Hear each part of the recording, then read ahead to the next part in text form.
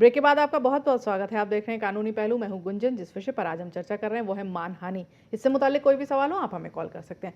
वकील साहब, मान लीजिए कोई पब्लिक कंट्रोवर्सी होती है जो अक्सर ही होती रहती है, उस पर किसी ने कोई टिप्पणी कर दी, तो क्या ये भी मानहानि के दायरे में आएगा?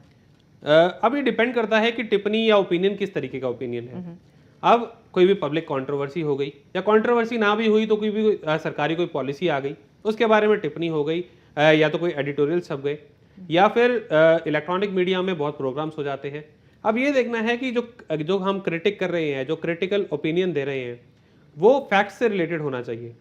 यानी कि जो फैक्ट्स हैं, जो पॉलिसी है, या कोई पब्लिक फिगर का जो कंडक्ट है, जैसे कि पब्लिक फिगर की भी बात की या किसी जनरल पब्लिक पॉलिसी की हम बात करें, तो जो फैक्ट्स हैं, जो सच्चाई है, उसके बारे में पहले बात करें और साथ में बात करें कि क्या क्रिटिसिज्म या आपका ओपिनियन क्या है। कोई पब्लिक फिगर है, पब्लिक फिगर ने ऐसा कुछ किया, उसका कंडक्ट ये था, और उस कंडक्ट के हिसाब से आपका क्या ओपिनियन बनता है वो आप बोलेंगे तो डिफेमेशन नहीं बनेगा। हाँ, उस पब्लिक फिगर के बारे में या सरकार के बारे में या जो पॉलिसी है, पॉलिसी बनाने वाले के एज सच उसके बारे में अगर कोई पर्सनल कमेंट किया जाता है पब्लिक फिगर के बारे में, या कोई कंट्रोवर्सी, पब्लिक कंट्रोवर्सी हो गई, कंट्रोवर्सी किस व्यक्तियों को रिलेट कर रही है, क्या चीज़ है, अगर उन व्यक्तियों के पर्सनल आप कोई कमेंट करेंगे तो वो डिफेमेशन आएगा। आप कंट्रोवर्सी के बारे में बात करेंगे, कंट्रोवर्सी का फैक्ट तो ये था और मेरा ओपिनियन ये है, कोई पॉलिसी आई, पॉलिसी ये है, मेरा ओपिनियन ये है, तो वो डिफेमेशन के डेफिनेशन से, वो डिफेमेशन से बाहर हो जाएगा। चलिए, राजवीर फिर से हमारे साथ जुड़ गए हैं गुड़गांव से। राजवीर जी, पूछिए अपना सवाल। हेलो जी, अपना सवाल पूछिए।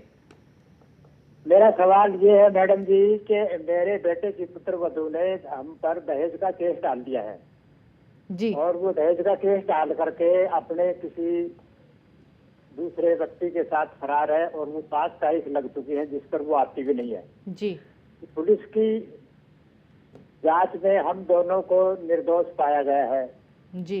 केवल प्रताड़ना का लड़के पर केस है। अब वो तारीख पे आ नहीं रही तो क्या हमको इसके बारे में कोई मानहानि का केस कर सकते हैं? जी, इस जो आपने बात की, आप पे 498A का केस लग गया, यानी कि एक क्रिमिनल केस आपके ऊपर फाइल कर दिया।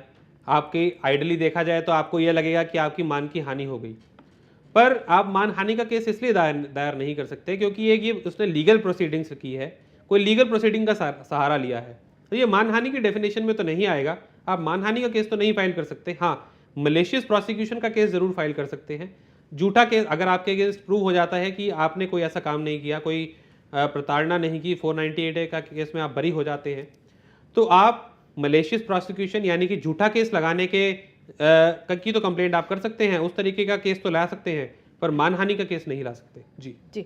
वकील साहब, मान लीजिए मैं कोई स्टेटमेंट लिखती हूँ, कोई अपना ओपिनियन लिखती हूँ, लेकिन जिस व्यक्ति के बारे में लिखा है उसका नाम बदल देती हूँ, जी, तो क्या उस केस में भी ये मानहानि माना जाएगा? बहुत अच्छा सवाल है। अब ऐसा बहुत बार होता है, प्रिंट मीडिया में तो होता ही है कि किसी भी कंट्रोवर्सी के बारे में बात कर रहे हैं पर नाम चेंज कर दिया। किसी भी नेता के बारे में बात कर रहे हैं तो बोल दिया कि फला एक्स बोल दिया, वाई बोल दिया। पर अगर आप जो भी बातें कर रहे हैं फैक्ट्स के ऊपर, तो उससे अगर पब्लिक एट लार्ज को पता चल जाता है कि किसके बारे में बात कर रहे हैं। जैसे कि एग्जांपल लें, अगर हम बात करें कि एक नेता जो कि चारा घोटाले में उसको सजा हुई, अब ये बड़ा ही एविडेंट हो जाएगा कि हम किसके बारे में बात कर रहे हैं। तो हम वो बात तो कर सकते हैं, हम चाहे हमने नाम चेंज कर दिया तो हम बोले, अगर हम ऐसी कोई बात बोलते हैं कि जो सच नहीं है, जो फॉल्स स्टेटमेंट है, तो वो डिफेमेशन में आ जाएगा। किसी का कैरेक्टर अगर सच्चाई है, उसका कोई कोर्ट ने अगर उसे सज़ा दी है, जैसे कि हम बात कर रहे हैं किसी भी घोटाले में किसी भी नेता को सज़ा हो गई, हम ये बात करें कि हाँ इस नेता को इस घोटाले में सज़ा हुई और हमारा ओपिनियन क्या है, तो डिफेमेशन में नहीं आएगा, चाहे हम उस नेता का नाम ही क्यों ना लें।